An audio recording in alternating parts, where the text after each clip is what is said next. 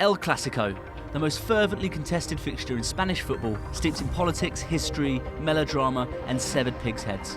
Here's our rundown of the top 10 El Clasicos. At number 10, 1943 Copa del Generalissimo semi-finals. Way back in 1943, when the Copa del Rey was named after Spanish dictator General Franco, Real Madrid spanked their rivals 11-1 at home.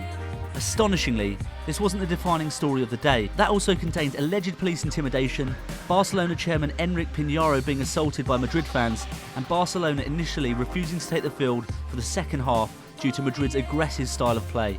This fixture is widely acknowledged as the beginning of the heated rivalry we see played out today. Number 9, the UEFA Champions League semi-final in 2002. The Spanish press aren't ones to shy away from a headline, but when they dubbed the 2002 Champions League semi-final between Madrid and Barca as the match of the century, it was difficult to argue. Zinedine Zidane and jovial token scouser Steve McManaman set the tie off to a flyer by scoring twice to no reply at the Camp Nou. And a cagey affair at the Bernabeu 2 weeks later ended in a stalemate of 1-1, ensuring Madrid's safe passage to a final against Bayer Leverkusen. At number 8, the Bernabeu rises to salute Diego. Back in 1983, as a Barcelona player, humble young Diego, all curly hair and little thick legs, played so well that Madrid's cauldron of hate rose to their feet and applauded Barcelona's Argentine star.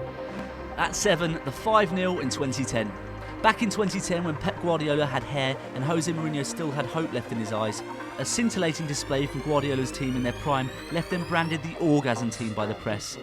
The victory sent them above Madrid at the top of La Liga and left Jose licking his wounds. This is the first time I've ever been beaten 5-0, explained Mourinho.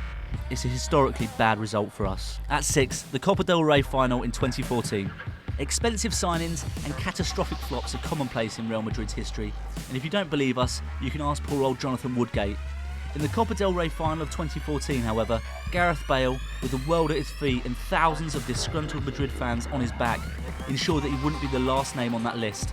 After Marc Bartra cancelled out Angel Di Maria's opener, Bale avoided the looming threat of extra time with a phenomenal solo goal, sprinting from the halfway line and leaving the Catalan backline looking like they were wading through treacle before tucking neatly away at the near post. At 5, it's Derby de la Vergüenza. The meeting between the two sides in 2002 centred on one man, Luis Figo. The hirsute Portuguese star had upset the Barcelona faithful by deserting them for Madrid 2 years earlier. So in short, they threw things at him. Lighters, coins, abuse, but the real hallmark of the day was a real-life, actual pig's head being sent careering towards him. At 4, it's the 1960 European Cup semi-final. In 1960, Real Madrid were the kings of Europe. They had romped to victory in all 4 of the previous seasons since the competition's inception in 1960. When they came up against Barca, things would be no different. The burly, potent partnership of Alfredo Di Stefano and Ferenc Puskás put 3 past the Catalans in front of a crowd of over 100,000 Madridistas in the first leg. And another 3-1 win away at Barcelona ensured Los Blancos safe passage to the final. They would win that 7-3 against Eintracht Frankfurt in Glasgow. Like we said, kings of Europe. At 3, we've got Alfredo Di Stefano's first El Clasico. Alfredo Stefano Di Stefano is, as far as the rest of the world is concerned, Real Madrid. The Argentine star scored 216 goals in 282 appearances for the club between 1953 and 1964, and is quite rightly revered by Real's fans. At the time of the signing, however, Di Stefano had already turned out for Barcelona. After paying 4 million pesetas to River Plate, Barcelona played Di Stefano in a couple of friendlies before Madrid swooped and took him off their hands. Di Stefano made his El Clasico debut for Madrid 2 weeks later.